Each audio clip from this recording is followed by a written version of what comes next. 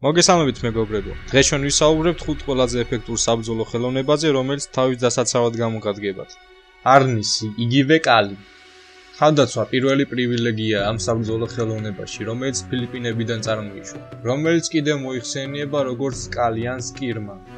მნიშვნელობა არ აქვს, რომელ სახელს გამოიყენებს, რადგან მათი მთავარი აზრია ის, რომ გამოვიყენოთ ნებისმიერ ტიპის იარაღი თავის დასაცავად. კალი ფილიპინების ოფიციალური სპორტია და თავდაცვის პირველი დისციპლინა. არნისში კიდევ იყენებენ მოჭიდება და გდების ტექნიკებს. მაგრამ ყველაზე ხშირად მაინც იმპროვიზებული იარაღები დომინირებს. ძიუდო. სიტყვა ძიუდო იაპონურად ფრთხილ გზასთან ასოცირდება. ეს ტექნიკები გამოიყენება მოწინააღმდეგის დასამორჩილებლად და დასამარცხებლად. ძიუდოს მთავარი პრინციპია მოწინააღმდეგის წონასწორობის ცენტრის დარღვევა, რასაც შემდეგ დება მოყვება.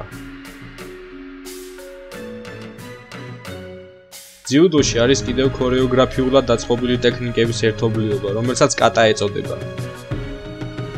მაგრამ მას არ იყენებენ თანამედროვე შეჯიბრებზე და ორთაბრძოლების დროს, რადგან მატჩის მთავარი მიზანია მოიპოვო ქულა მოწინააღმდეგის დასამარცხებლად.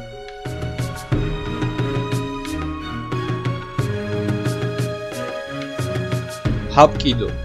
ეს კორეული საბრძოლო ხელოვნება შედგება მრავალი ტექნიკისგან, რომელთა უმეტესობა სხვა საბრძოლო ხელოვნებებიდან არის შემოტანილი. ჰაპკიდო იყენებს თითქმის ყველა ტიპის ტექნიკას. ჩავლობების საშუალებას იძლევა გამოვიყენოთ მოწინააღმდეგის ძალა მის საწინააღმდეგოდ, ისე რომ თავდამცველმა მინიმალური ენერგია დახარჯოს. ჰაპკიდო ნიშნავს ენერგიის გზების გაერთიანებას.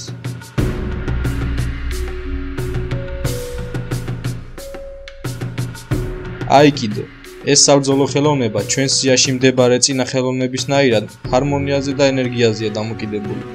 მაგრამ აქ ყურადღება ექცევა როგორც საკუთარი თავის დაცვას და რაც შეიძლება ნაკლები ზიანის მიღებას, ასევე მეტოქის უსაფრთხოებასაც.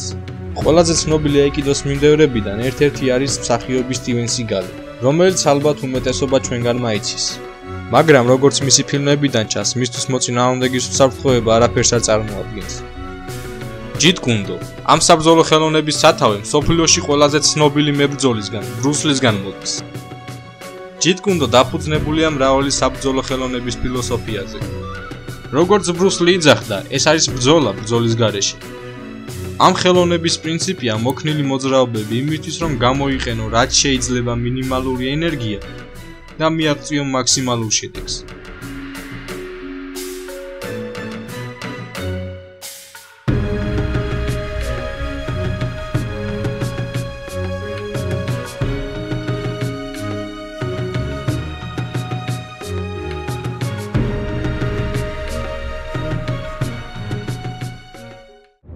ამით ჩვენი ვიდეო დასრულდა. გამოიწერეთ არხი და დაელოდეთ საინტერესო ვიდეოებს.